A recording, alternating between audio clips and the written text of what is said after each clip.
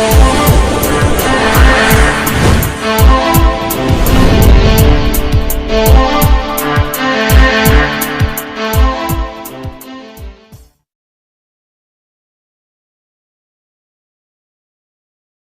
हिंद। जी Ganga class में आपका स्वागत है। आइए आज हम लोग फिजिक्स में आगे बढ़ेंगे और आज हम लोग जानेंगे एफ और आर में क्या संबंध होता है। पिछले क्लास में हम आप गोलीय दर्पण जब पढ़ा रहे थे तो उसमें फोकस और वक्रता त्रिज्या बता दिए थे कि फोकस क्या होता है और वक्रता त्रिज्या क्या होती है। आज हम लोग जानेंगे कि फोकस और वक्रता त्रिज्या में क्या संबंध होता है। तो देखिए, गोलीय दर्पण में आपको एग्जाम में ये बार बार पूछता है कि प्रूफ करके दिखाइए कि F बराबर R/2। यहाँ पे क्या करेंगे, थोड़ा सा एक्स्ट्रा जानेंगे।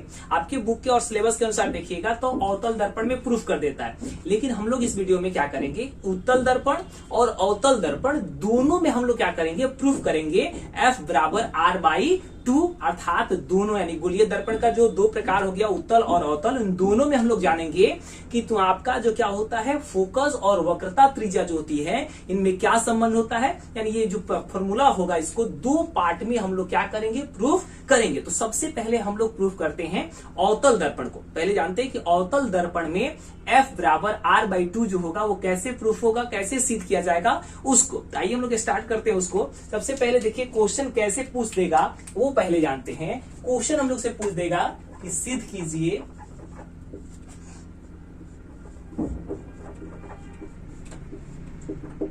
F बराबर R/2। आपसे ये पूछ सकता है या आपसे पूछ सकता है R बराबर 2F। ये दोनों तरीके से आपसे क्वेश्चन पूछ सकता है। और यहाँ पे आपको ऑप्शन हम दे देते हैं। कभी कह देगा कि अवतल दर्पण में, कभी बोल सकता है उत्तल दर्पण में, या अगर बोल देता है कि गोलीय दर्पण में करिए तब तो आपके पास ऑप्शन है। आपको जो आता है, अवतल दर्पण में प्रूफ करने आता है तो वो कर दीजिए, उत्तल दर्पण वाला आता है तो वो प्रूफ कर दीजिए। लेकिन अगर वो स्पेशल बोल रहा है कि अवतल दर्पण में प्रूफ कीजिए या उत्तल दर्पण में प्रूफ कीजिए, तब आपको क्या करना पड़ेगा, स्पेशल उस केस को लिखना पड़ेगा। तो हम लोग सबसे पहले जानते हैं ये जो प्रूफ करेंगे, ये हम लोग प्रूफ करने जा रहे हैं अवतल दर्पण में। अवतल दर्पण में अब देखिए, अवतल दर्पण में हम आपको पढ़ा रहे थे तो बताए थे अवतल दर्पण और उत्तल दर्पण के बारे में। तो हमने आपको पहले ही बता दिया था कि गोलीय दर्पण जो होता है वो दो प्रकार का होता है, और हमने आपको बताया था कि वैसा दर्पण जिसका परावर्तक सतह अंदर की क्या होता है, धंसा हुआ होता है, उसको हम लोग क्या कहते हैं, अवतल दर्पण कहते हैं। और हमने ये आपको बताया था कि वैसा गोलीय दर्पण जिसका परावर्तक सतह उठा हुआ होता है उसको उत्तल दर्पण कहते हैं। तो चलिए, हमने क्या किया कि एक यहाँ पे किसका निर्माण किया, अवतल दर्पण का निर्माण किया। यहाँ पे ये इसकी मान लीजिए कि प्रधान अक्ष है या मुख्य अक्ष है, जो यहाँ बिंदु कौन सी हो जाएगी, P पे टच कर रही है। अब क्या करते हैं, मुख्य अक्ष के समानांतर क्या करेंगे, एक किरण डालेंगे। ध्यान से समझिएगा, मुख्य अक्ष के समानांतर हम एक किरण डालेंगे तो ये दर्पण से क्या होगा, परावर्तित होगा, और दर्पण से परावर्तित होकर आगे की ओर निकलेगा। और आपको बताए थे फोकस की परिभाषा, तो उसमें हमने ये डिस्कस किया था कि मुख्य अक्ष के समानांतर डाली गई किरणें जो होती हैं, दर्पण से परावर्तन के बाद मुख्य अक्ष के जिस बिंदु पर काटती है वो उसका क्या कहलाता है, फोकस कहलाता है। यानी ये हमारा बिंदु जो होगा ये क्या होगा, F हो जाएगा। क्लियर। अब देखिए, अब हम क्या करते हैं, यहां से एक लंब डालते हैं। ध्यान से समझिएगा, यहां से क्या करेंगे, एक लंब डालेंगे। तो देखिए ये हम क्या कर रहे हैं, एक लंब डाल रहे हैं जो वक्रता केंद्र पर आके मिलता है। किस पर, वक्रता केंद्र पर। तो देखिए हमने यहाँ पे क्या कर दिया, यहां से थोड़ा देर के लिए समझिए कि A और ये किरण हो गया B, यानी AB एक किरण डाले प्रकाश की जो दर्पण से टकराया, दर्पण से टकराने के बाद फोकस से होते हुए गुजर गया है। हमने यहाँ पे BC एक क्या किया, लंब डाला है जो क्या हुआ है, यहाँ पे वक्रता केंद्र पर टच कर रहा है। फिर यहाँ पे देखिए हम इसका नामकरण कर देते हैं, ये B और C हो गया। दर्पण का नामकरण कर दीजिए, यहाँ पे M डाल दीजिए और यहाँ पे M डैश डाल दीजिए। चलिए, हम लोग का ये फिगर जो था वो तैयार हो चुका है। अब इसी फिगर पे हम लोग क्या करेंगे ना, पूरा का पूरा प्रूफ कर देंगे कि F बराबर क्या होता है, R/2 होता है। पहले यहाँ देखिए इसका मान जो होगा कैसे पुट करेंगे। आपको मालूम है, पहले ही बता दिए थे कि P से लेकर F तक की जो दूरी होती है उसे फोकस दूरी कहते हैं। यानी ये वाला जो दूरी होगा ये हमारा क्या कहलाएगा, F। और साथ ही साथ आपको बताए थे कि P से लेकर C तक के बीच की दूरी ये हमारी वक्रता त्रिज्या होती है, जिसको हम लोग किससे डिनोट करते हैं, R से। यानी स्पष्ट रूप से पता चल गया है कि P से F की बीच दूरी क्या है, F है, और P से लेकर C तक की जो दूरी है वो क्या है, R है। तो चलिए हमने ये फिगर आपका कंप्लीट कर दिया। अब आइए यहाँ पे कैसे इसको सिद्ध करेंगे जरा ध्यान दीजिएगा। अब देखिए हम यहाँ पे डायरेक्ट न्यूमेरिकली टाइप से क्या करते थे, प्रूफ कर देते हैं।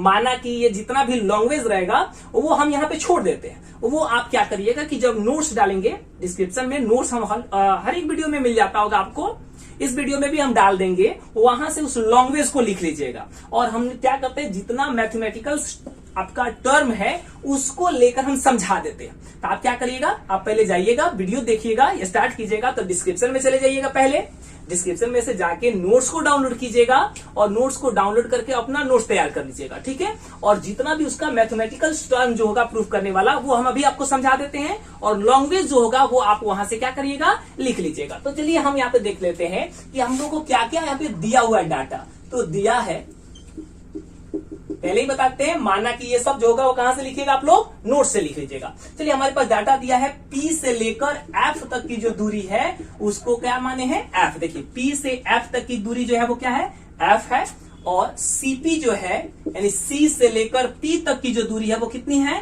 R है। ये डाटा हम लोग के पास दिया हुआ है। साथ ही साथ हम लोग को ये मालूम है कि AB जो है वो आपतित किरण है, और B जो है और आगे की जब इधर गुजरी है तो ये हमारे यानी BF समझिए, यहां से AB गया और BF की तरफ जो लौटा है ये क्या है, परावर्तित किरण है। और आपको पहले से मालूम है कि आपतित किरण और परावर्तित किरण के बीच में क्या डाला जाता है, अविलंब डाला जाता है। तो ये वाला जो कोण होता है इसको हम लोग आपतन कोण कहते हैं, और आपतन कोण को किससे सूचित किया जाता है, I से। ऐसे ही हमारा ये जो कोण बनता है ये क्या होता है, परावर्तन कोण, और परावर्तन कोण को किससे सूचित करते हैं, R से। तो ध्यान से समझिएगा, ए भी आपतित किरण था, परावर्तित हुआ यहां से, तो ये बना आपतन कोण, और ये हो गया कौन सा, परावर्तन कोण। और आप पढ़े हैं प्रकाश के परावर्तन के नियम में कि आपतन कोण जो होता है वो परावर्तन कोण के क्या होता है, बराबर होता है। तो हम लोग लिख सकते हैं ना कि I बराबर क्या, R।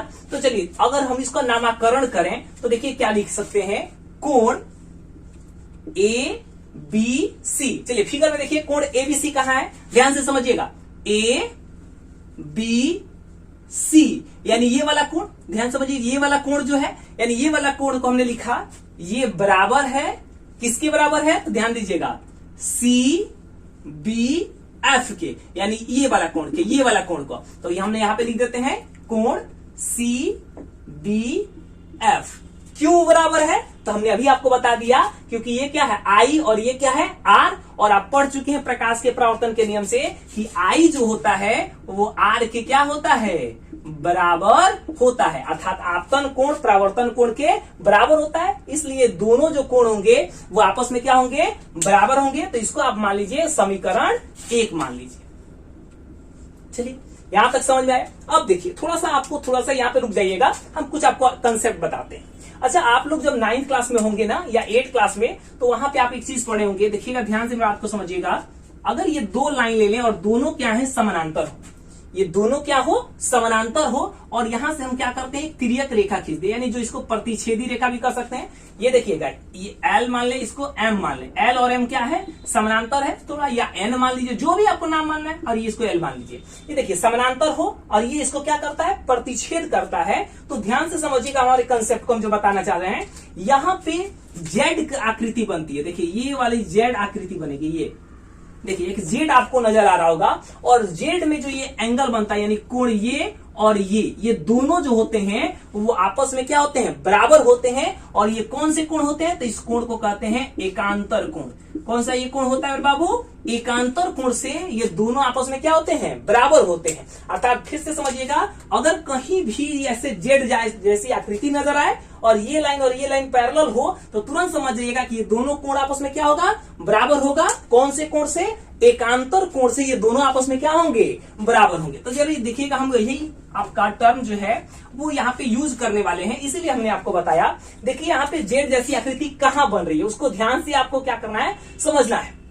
देखिएगा हम रेड जो ये मार्कर से लिख रहे हैं, इस पर ध्यान दीजिएगा। देखिए ऐसे गया, ये लाइन ऐसे आ रहा है सीधे, और ऐसे गुजरेगा ये वाला, ये देखिए ये जेड बन रहा है। आपको ध्यान से देखिएगा, ये जेड बन रहा है क्या, ये देखिए ये रहा जेड, और जेड जैसी आकृति बनी तो ध्यान से देखिए फिर एंगल बराबर हो जाएगा। कौन सा, ये वाला एंगल और ये एंगल आपस में क्या हो जाएगा, बराबर हो जाएगा। और कौन सा कोण से, एकांतर कोण से। तो हम उसको लिख सकते हैं ना, क्या लिखेंगे जरा ध्यान से देखिएगा, कोण ए बी सी, यानी देखिए कोण ए बी सी यानी ये वाला कोण, ये बराबर है किसके, तो देखिएगा बी सी एफ के, यानी यहां पे हम लिख देते हैं बी सी एफ के, ये बी हो जाएगा। अब देखिए ये दोनों आपस में बराबर हमने लिख दिया, क्यों लिखा जी, तो क्योंकि ये दोनों आपस में क्या है, बराबर है, किस वजह से, एकांतर कोण है, ये दोनों क्या है, एकांतर कोण है, इसीलिए दोनों आपस में क्या है, बराबर है। इसको आप मान लीजिए समीकरण कितना, 2। चलिए समझ में आया होगा आपको, यहां पे आपको समझ में आया था आपतन कोण और परावर्तन कोण बराबर था, इसलिए हमने ये और ये आपस में बराबर लिखा। फिर हमने कहा कि जेड जैसी आकृति बन रही है तो ये कोण और ये कोण आपस में बराबर है, क्योंकि ये कौन सा कोण है, एकांतर कोण है। अच्छा, समीकरण 1 और 2 की आप तुलना कीजिए, ध्यान से देखिए समीकरण 1 और 2 को, आपको कुछ डाटा नजर आएगा जो आपस में बराबर होगा। ध्यान से देखिए, यहां भी कोण क्या लिखा है, कोण एबीसी, और यहां भी लिखा है कोण एबीसी, यानी एक तरह से हम कहें कि दोनों में एलएचएस पार्ट जो है बराबर है, इसका मतलब आरएचएस पार्ट भी आपस में क्या होगा, बराबर होगा। यानी इधर वाला, एक दूसरे तरीका समझिए कि इधर वाला आपस में बराबर होगा तो इधर वाला भी आपस में क्या होगा, बराबर होगा। तो हम लोग इस दोनों कोण को आपस में क्या लिख सकते हैं कि ये दोनों बराबर है, तो हम लोग यहां पे लिख सकते हैं समीकरण 1 और 2 से। चलिए समीकरण 1 और 2 से ये दोनों आपस में क्या हो जाएगा, बराबर हो जाएगा। तो हम यहां पे लिख सकते हैं कोण सी बी एफ बराबर है किसके, कोण बी सी एफ के। यानी ये देखिए ध्यान समझिएगा, ये पार्ट और ये पार्ट दोनों आपस में क्या हो गया, बराबर, क्योंकि इसका एक पार्ट जो था आपस में क्या था, बराबर था। अब इसको ध्यान से देखिए कि हमने कह दिया कि भाई सी बी एफ, खोजिए ये कोण कहां है, सी बी एफ। तो देखिए सी, यहां पे सी बी एफ यानी ये वाला कोण, फिर कह रहे हैं कि बी सी एफ यानी बी सी एफ यानी ये वाला कोण, ये दोनों जो कोण है ये दोनों आपस में क्या है, बराबर है। और हमको यहाँ पे तो एक क्या नजर आ रहा है, एक त्रिभुज नजर आ रहा है। ध्यान से समझिएगा, ये देखिए ये त्रिभुज नजर आ रहा है क्या आपको, ये देखिए एक त्रिभुज नजर आ रहा होगा, ये त्रिभुज है, ये ध्यान से समझिए, ये क्या हो गया, त्रिभुज। और त्रिभुज में हमने प्रूव कर दिया कि ये कोण और ये कोण आपस में क्या है, बराबर है।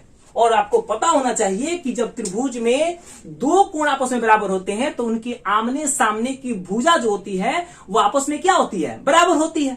तो हम लोग डायरेक्ट लिख सकते हैं यहां पे कि त्रिभुज, कौन सा त्रिभुज बन रहा है, देखिए नाम समझिए, बी सी एफ में, यानी त्रिभुज बी सी एफ में क्या बराबर हो जाएगा। तो देखिएगा बी के सामने का कोण भुजा कौन होगा, सी एफ, और सी कोण के सामने का कौन होगा, बी एफ, यानी सी एफ और बी एफ आपस में क्या हो जाएगा जी, बराबर हो जाएगा। तो हम यहां पर लिख सकते हैं ना कि सी एफ जो है वो बराबर है किसके, बी एफ के।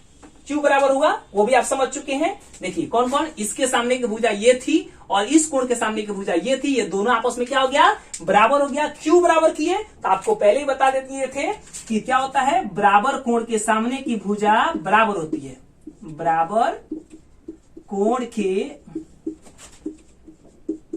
सामने की भुजा बराबर होती है। चलिए समझ गए होंगे, त्रिभुज में बराबर कोण था इसीलिए उसके सामने की भुजा आपस में क्या हो गई, बराबर हो गई।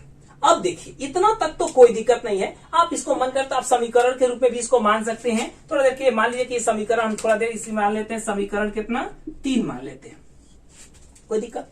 अब देखिएगा, अब जो हम आपको कंसेप्ट बता रहे हैं वो थोड़ा ध्यान से समझिएगा।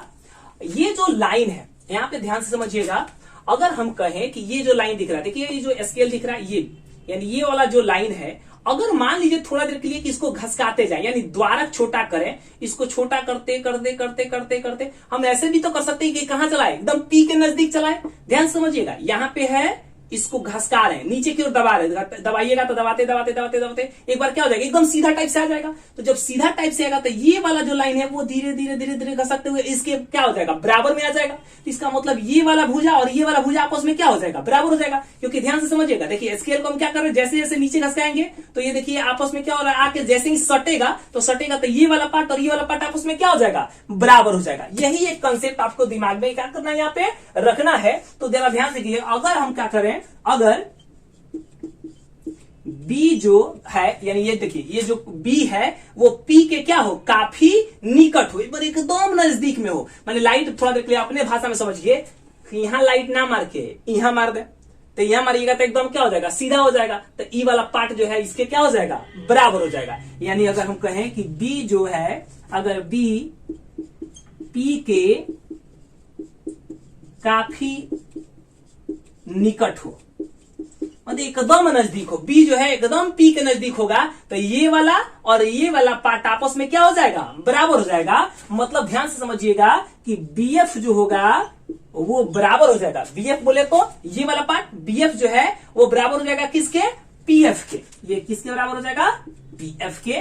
इसको समीकरण आप कितना मान लीजिए, 4 मान लीजिए, कोई दिक्कत। अब ध्यान से देखिएगा, समीकरण 3 और 4 का कंपेयर कीजिएगा। समीकरण 3 और 4 की जब कंपेयर करिएगा तो देखिए आपको कुछ डाटा मिलेगा। ध्यान से देखिएगा, समीकरण 3 को समझिएगा एक बार। यहां कह रहा है कि CF जो है वो BF के बराबर है, और यहां कह दिया कि BF जो है वो PF के बराबर है।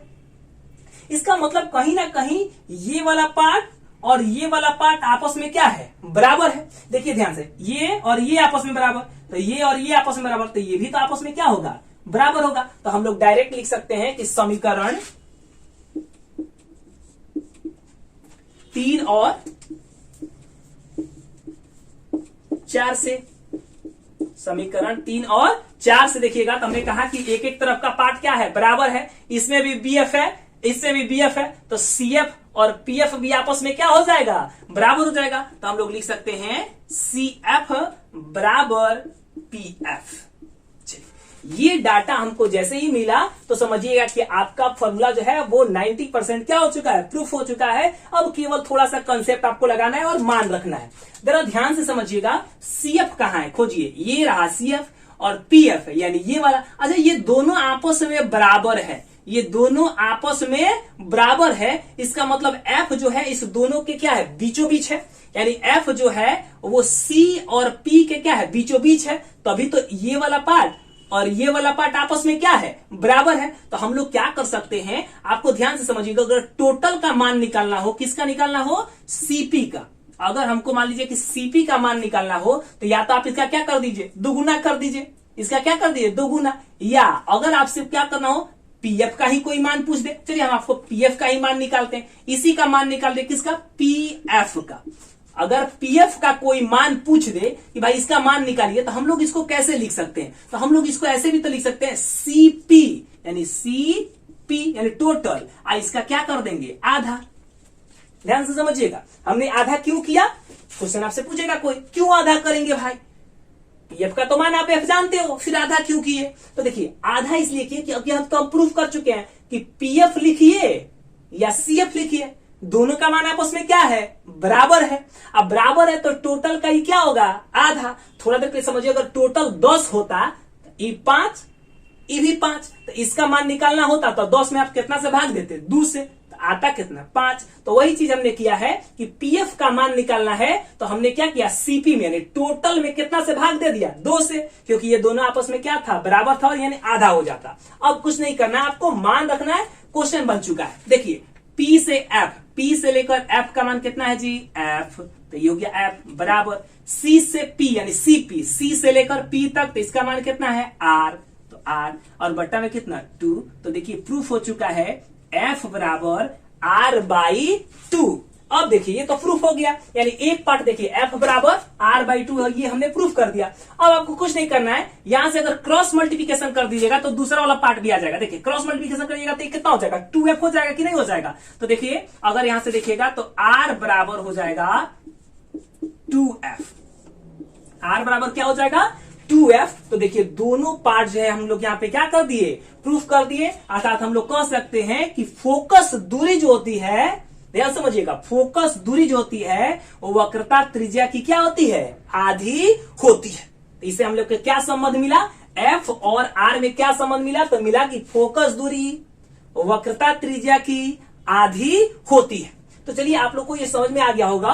अगर थोड़ा डाउट होगा तो क्या करिएगा, वीडियो को बैक करिएगा, बैक करके थोड़ा ध्यान से समझिएगा, अच्छे ढंग से इसका नोट्स बना लीजिएगा। हमने पहले भी कहा कि डिस्क्रिप्शन में इसका नोट्स है, वहां से आप डाउनलोड करके अच्छे से बना लीजिएगा। इसका स्क्रीनशॉट ले लीजिए तत्काल में, ताकि हम क्या करें, इसको मिटा के और उत्तल दर्पण में F बराबर R/2 जो होता है उसको प्रूफ करते हैं। पहले इसका स्क्रीनशॉट ले लीजिए।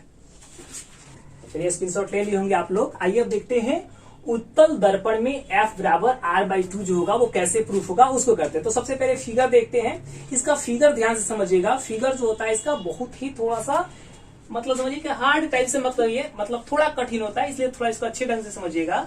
ये सही लिखिएगा, ये हमारा हो जाएगा, एक दर्पण ले लीजिएगा। चलिए ये हो गया उत्तल दर्पण हो गया।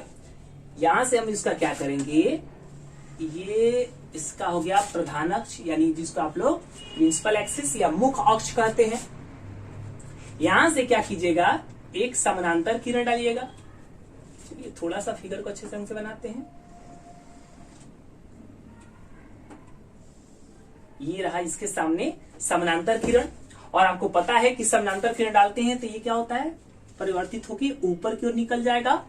क्लियर, ये भी समझ में आया है। और इसको हमने आपको बताया था कि जब इसको डैश डैश से आगे की ओर मिलाते हैं तो ये क्या होता है, हम लोग को फोकस से गुजरते हुए पता चलता है, यानी ये हमारा क्या हो जाता है, एफ हो जाता है। ये आपतित किरण है, इसको ए मान लीजिए, इसको बी मान लीजिए। ठीक है, अब इस पे क्या डालिएगा आप, अभिलंब डालिएगा। चलिए यहाँ पे एक अभिलंब डालते हैं। यहां से देखिएगा, ये रहा हमारा अभिलंब। और अभिलंब जब डालिएगा तो इसको आगे की ओर जब हम लोग बढ़ाते हैं तो आपको पहले से पता है तो ये वक्रता केंद्र से होते हुए क्या होता है, गुजरता है, यानी ये हो गया सी हो गया। चलिए इसका नाम एन डाल दीजिए, इसका नाम डी डाल दीजिए। दर्पण का नाम आपको मालूम है, एम और एम डैश डाल रहा है। यहां से यहां तक की दूरी जो होगी यहाँ पे पी डाल देते हैं। चलिए ये हो जाएगा हमारा एफ, और यहां से लेकर यहां तक की जो दूरी होगी वो क्या हो जाएगी, आर। ये है इसका फिगर। एक बार फिगर ध्यान से समझिएगा फिर से। हमने क्या कहा कि एक समानांतर किरण डाले हैं, और समानांतर किरण इस पर जब परावर्तित हुआ है तो ये क्या हो गया, परावर्तित होकर ऊपर की ओर निकल गया। ये आपतित किरण और ये परावर्तित किरण। हम इसको जब आगे की ओर बढ़ाए तो ऐसा प्रतीत हो रहा था कि ये फोकस होकर गुजर रहा है, तो हमने इसके हाथ दिखाया उसको। फिर यहाँ पे एक हम लंब डाले जो वक्रता केंद्र से होते हुए गुजरा हुआ है। बस हम लोग को इसी में आपको क्या करना है, प्रूफ करना है। यहां देखिएगा ये आपतित किरण है और ये क्या है, परावर्तित किरण है। और तो आपको मालूम है आपतित किरण और परावर्तित किरण के बीच में जो कोण बनता है, तो एक हमारा आपतन कोण होता है और दूसरा परावर्तन कोण होता है। तो ये देखिएगा ध्यान से, ये हमारा आई हो जाएगा और ये जो होगा वो हमारा आर हो जाएगा, मतलब आपतन कोण। और ये जो होगा वो क्या है, परावर्तन कोण। और आपको पहले ही बता दिए कि आपतन कोण जो होता है वो परावर्तन कोण के क्या होता है, बराबर होता है। तो चलिए डाटा जो दिया उसको लिखते हैं और प्रूफ करते हैं। इसको भी दिया है, क्या डाटा दिया हुआ है, तो एक तो हमारा दिया है कि P से लेकर F तक जो दूरी है वो F है, और साथ ही साथ P से लेकर C तक जो है वो डाटा क्या है, R है। साथ ही साथ हमने कहा कि AB जो है वो क्या है, आपतित किरण है और परावर्तित हो रही है, तो ये दोनों कोण आपस में क्या होंगे, बराबर होंगे। चलिए कोण का नाम देखिएगा, A B N, इधर आया तो क्या हो जाएगा, N। तो कोण A B N जो है वो बराबर है किसके, तो देखिएगा इस कोण के बराबर है, तो इसको लिखेंगे कैसे, D B N के, यानी कोण कौन सा हो जाएगा, D B N। देखिए नाम लिखे हमने, कोण A B N, A B N हो गया, बराबर है किसके, D B N के, तो ये बराबर है। क्यों बराबर है, तो क्योंकि ये आपतन कोण और परावर्तन कोण है, यानी आई बराबर क्या होता है, आर, इसलिए ये बराबर है। तो समीकरण ये कितना हो गया, 1 हो गया। यहां तक कोई दिक्कत नहीं होगा।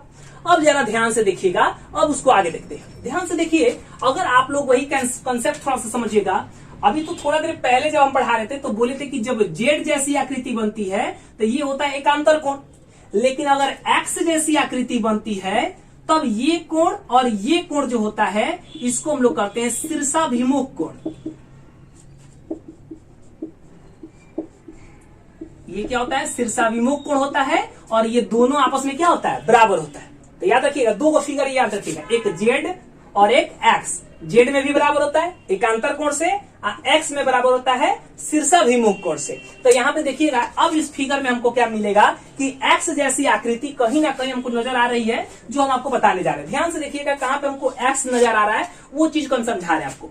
ये देखिएगा, ये रहा, इधर से लाइन आया, इधर की ओर बढ़ा है, और ये वाला लाइन देखिएगा ऐसे बढ़ा है। यहाँ पे देखिएगा, ये जो डाटा हम यहाँ पे लाइन बार बार लिख रहे हैं, ये देखिए एक लाइन इधर और एक लाइन इधर, आपको नजर आ रहा होगा। ये देखिए एक्स बन गया है, और एक्स बन गया तो ये कोण और ये कोण आपस में क्या होगा? बराबर होगा। और कौन सा कोण बराबर होगा? किस कोण के अकॉर्डिंग? तो शीर्षाभिमुख कोण के अकॉर्डिंग ये क्या होगा? आपस में बराबर होगा। तो हम लोग लिख सकते हैं कोण डी बी एन जो है बराबर है कोण सी बी एफ के। देखिए कोण का नाम देखिए कैसे कैसे लिए हैं, डीबीएन, यानी डी बी एन, ये बराबर है कोण सी बी एफ के। देखिए सी बी एफ के, यानी ये कोण और ये कोण आपस में बराबर है।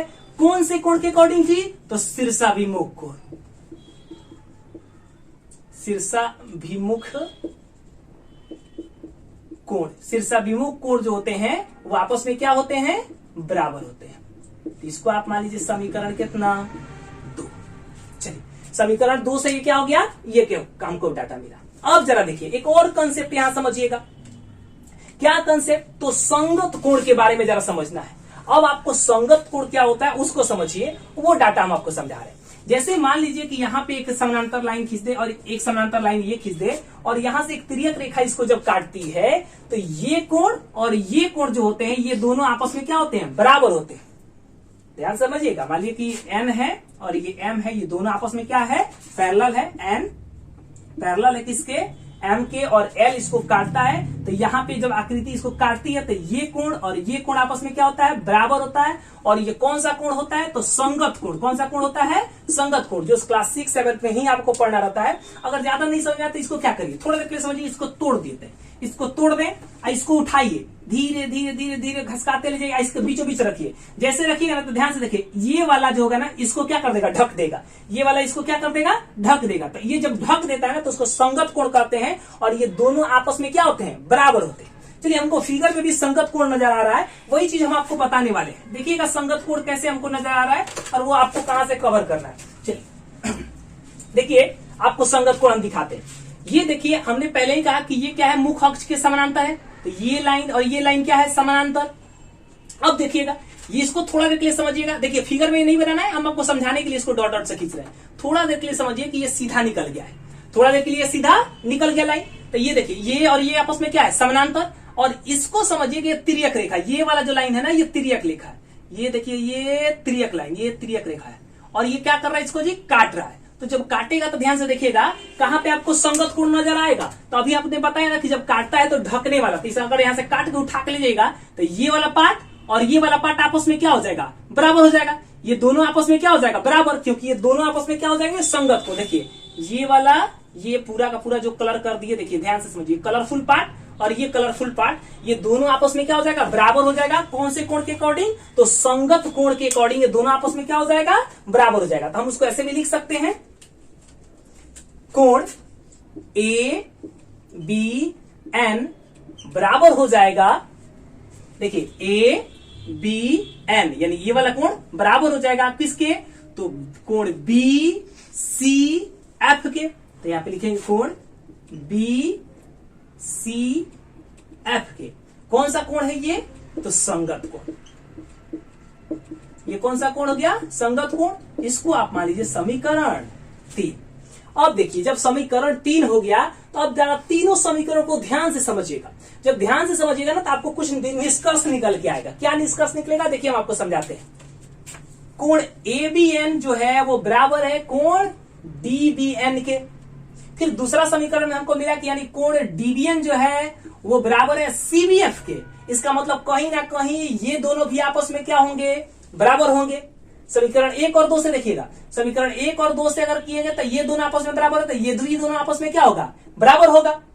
अब देखिए फिर अगर तीसरा से कंपेयर करेगा तो ध्यान से देखिएगा ना, तो आपको क्या निकला है कि एबीएन जो है वो बराबर है किसके, बीसीएफ के। इसका मतलब ये दोनों भी आपस में क्या होगा, बराबर होगा। अगर ज्यादा दिक्कत हो रहा है तो पहले उसी को हम एक लाइन थोड़ा सा मिटा के इसको बना देते हैं, रुक जाइए, ताकि आपको अच्छे ढंग से समझ में आ जाए। थोड़ा सा और लंबा कर देते हैं प्रोसेस को ताकि अच्छे समझ में आ जाए। समीकरण 1 और 2 से चलिए और थोड़ा सा अच्छा से ढंग समझा देते हैं, थोड़ा लंबा कर देते हैं ताकि आपको अच्छा समझ में आ जाए। तो देखिए ये वाला पार्ट बराबर, तो ये वाला बी पार्ट आपस में क्या होगा, बराबर होगा। ऐसे तो आपको समझ में आ जाएगा ना। कोण ए बी एन बराबर है कोण सी बी एफ के। चलिए इसको आप मान लीजिए थोड़ा देर के लिए समीकरण 3। अब तो कोई दिक्कत नहीं होगा। ये देखिए ये डिवीजन बराबर है तो ये वाला भी आपस में बराबर होगा। चलिए अब संगत कोण वाला लिख लीजिए डाटा, जो संगत कोण वाला लिखे थे। संगत कोण वाला डाटा क्या लिखे थे, कोण ए बी एन बराबर है किसके, कोण बी सी एफ के। समीकरण कितना, 4। अब देखिए समीकरण 3 और 4 में तुलना कीजिए, किसमें, समीकरण 3 और 4 में। तो समीकरण 3 और 4 से, अब समीकरण 3 और 4 से तुलना कीजिएगा तो अब आपको और आसान हो गया होगा समझने में। ध्यान से देखिएगा, यहां भी एबीएन, यहां भी एबीएन है, ये दोनों बराबर होगा तो ये और ये कोण आपस में क्या हो जाएगा, बराबर हो जाएगा। तो देखिए इसको लिख सकते हैं ना आसानी से। अब लिख देते हैं इसको डाटा को, कोण सी बी एफ जो है वो बराबर है कोण बी सी एफ के। ये हमको डाटा मिल चुका है। अब ध्यान से देखिएगा, सीबीएफ कहां है बाबू, तो सी बी एफ यानी ये वाला कोण। फिर बोला कि बी सी एफ यानी बी सी एफ। अब हमको पता चला ये कोण और ये कोण आपस में क्या है, बराबर है। और आपको याद है अभी थोड़ा देर तो पहले अवतल दर्पण पढ़ाए थे कि त्रिभुज में अगर 2 कोण बराबर है तो उनके आमने सामने की जो भुजा होती है वो क्या होती है, बराबर होती है। अब आपको कुछ नहीं करना, सेम टू सेम अवतल दर्पण वाला जो पढ़ाए हैं उसी कॉन्सेप्ट को यहां रखिएगा, प्रूफ हो जाएगा। तो देखिए हम लोग उसको लिखते हैं, क्या होता है, बराबर यानी बराबर क्या कोण है तो उसके सामने की भुजा क्या होगी, बराबर होगी। तो सीबीएफ, देखिए सीबीएफ, इसके सामने की भुजा ये और इसके सामने की भुजा ये दोनों आपस में क्या हो जाएगा, बराबर हो जाएगा। तो हम यहाँ पे लिख सकते हैं सीएफ बराबर बीएफ। सीएफ बराबर क्या हो गया, बीएफ हो गया। क्यों, तो त्रिभुज के या त्रिभुज में बराबर कोण के सामने की भुजा बराबर होती है। चलिए ये क्या लिखा, इस अकॉर्डिंग में यानी त्रिभुज में अगर 2 कोण बराबर है तो उसके आमने सामने की भुजा बराबर होती है, इसीलिए हमने ऐसा लिख दिया। फिर उसी कंसेप्ट को समझिए, अवतल दर्पण वाला जो कंसेप्ट बताए थे कि ये वाला जो लाइन है, अगर थोड़ा देर के लिए समझिएगा, यही समझ लीजिए यहाँ पे ये जो लाइन है, अगर ये क्या रहता, बिल्कुल यहाँ पे रहता या एकदम इसको, जैसे हम इसको ऐसे समझाते हैं, ये वाला जो लाइन है अगर ये मान लीजिए थोड़ा देर के लिए घसकते कहां चला जाता, एकदम नजदीक रहता, यानी बी जो होता वो पी के काफी क्या होता, निकट होता। तो जब बी पी के काफी निकट होता तो यहाँ पे देखिए ये वाला लाइन और ये वाला लाइन आपस में क्या हो जाता, बराबर हो जाता। कुछ नहीं समझ में आया तो सोचिएगा कि ये भी एक तार है, ये भी एक तार है, दोनों को पकड़कर जोर से डालेंगे तो दोनों आपस में क्या हो जाएगा, चिपक जाएगा। जैसे चिपकेगा तो ये वाला और ये वाला आपस में क्या होगा, एक दूसरे के ऊपर से चला जाएगा। तो यानी ये वाला और ये वाला आपस में क्या हो गया, बराबर हो गया। तो वही कंसेप्ट यहाँ पे अपनाइएगा, यदि बी पी के काफी निकट हो, चलिए काफी निकट होगा तो यानी ये मान लीजिए कि ये वाला एकदम नजदीक होगा तो ये वाला दूरी और ये वाला दूरी आपस में क्या हो जाएगा, बराबर हो जाएगा। तो हम लोग लिख लेंगे यहाँ पे बीएफ जो है, देखिएगा ये बीएफ जो है बराबर है किसके, पीएफ के। क्लियर। अब देखिए इस दोनों में कंपेयर कीजिए, इस दोनों में कंपेयर कीजिए तो ध्यान से देखिए, ये भी क्या है, बीएफ है, ये भी बीएफ है, तो इसका मतलब ये वाला भी आपस में क्या होगा, बराबर होगा। तो हम लोग डायरेक्ट लिख सकते हैं यहाँ पे कि सीएफ जो है वो बराबर है किसके, पीएफ के। कहां से बराबर किए हैं मेरे बाबू, फिर से समझिएगा। यहां देखिएगा ये बराबर में हम पहले लिख चुके हैं और यहाँ बीएफ जो है वो किसके बराबर है, सीएफ के। अगला स्टेटमेंट जब हम लोग प्रूफ किया तो देखा कि भाई बीएफ जो है वो तो पीएफ के बराबर है। इसका मतलब ये भी दोनों आपस में क्या होगा, बराबर होगा। तो इसीलिए हमने यहाँ पे लिख दिया कि CF जो है वो बराबर है किसके, PF के। अब देखिए क्वेश्चन में फिगर में देखते हैं CF का है और PF का है। तो देखिए CF और PF यानी ये और ये आपस में क्या हो गया, बराबर हो गया। ये दोनों बराबर तभी होगा जब F जो होगा इसके कहां होगा, तो मध्य बिंदु होगा। F जो होगा क्या होगा, मध्य बिंदु होगा, तभी ये दोनों आपस में क्या होंगे, बराबर होंगे। तब तो आपको और आसान हो गया होगा, क्योंकि अब आपको अवतल दर्पण वाला याद आता होगा कि सर PF का बस मान निकाल दीजिए। तो PF का जब मान निकालिएगा तो क्या होगा, C यानी C से लेकर कहां तक, तो P तक, यानी C से लेकर P तक। इसका कितना कर देंगे, आधा। क्यों आधा किए, क्योंकि ये दोनों आपस में क्या हो चुका है, बराबर। तो टोटल का ही क्या है, आधा है। अब आप मान रख दीजिए, हम लोग का क्या हो चुका है, फॉर्मूला आ चुका है। PF का मान कितना है मेरे बाबू, F है। CP का मान जो है वो कितना है, R, और बट्टा में कितना हो गया, 2। तो देखिए प्रूफ हो चुका है, F बराबर R बाई 2। यहां से क्रॉस मल्टीप्लिकेशन कर लीजिए तो हो जाएगा R बराबर 2F। R बराबर क्या हो जाएगा, 2F। तो ये हम लोग प्रूफ कर चुके हैं। देखिए यहां भी यही प्रूफ हुआ कि फोकस दूरी जो होती है वक्रता त्रिज्या की क्या होती है, आधी होती है। देखिए आज की क्लास में हम लोग देखे उत्तल दर्पण और अवतल दर्पण जो होता है उसमें हमने संबंध स्थापित किया किसके बीच, F और R के बीच क्या संबंध होता है उसको हम लोग क्या किए, प्रूफ कर दिए। चलिए कुछ बच्चों का कमेंट्स था उसको बता देते हैं। कुछ बच्चे कमेंट्स कर रहे थे कि सर केमिस्ट्री का क्लास जो है वो जल्दी से स्टार्ट कर दीजिए। तो आप लोग कमेंट्स करके बताइएगा कि पहले केमिस्ट्री का क्लास स्टार्ट करें या बायो का क्लास स्टार्ट करें। तो आप लोग उसमें कमेंट जरूर दीजिएगा, तो उसी के अकॉर्डिंग हमें जो क्लास होगा वो जल्दी से स्टार्ट करेंगे। आप लोग कमेंट्स कीजिएगा केमिस्ट्री या बायोलॉजी, इसमें से दोनों में से कोई एक आप लोग क्या करिएगा, कमेंट्स कीजिएगा। जहां वोट की संख्या ज्यादा होगी वही सब्जेक्ट हम क्या करेंगे, स्टार्ट करेंगे। वैसे आप लोग अगर हमारा वीडियो पसंद आ रहा होगा तो आपको पहले ही बता दिए हैं, हमारे कोर्स से थोड़ा इस वीडियो को ध्यान रखिएगा। SLS सब्सक्राइब कीजिएगा, लाइक कीजिएगा और शेयर कीजिएगा, क्योंकि आपके शेयर करने से, आपके लाइक करने से मेरा मनोबल बढ़ता है और हम अच्छे से मेहनत कर पाते हैं। वैसे वीडियो देखने के लिए आपका बहुत बहुत धन्यवाद।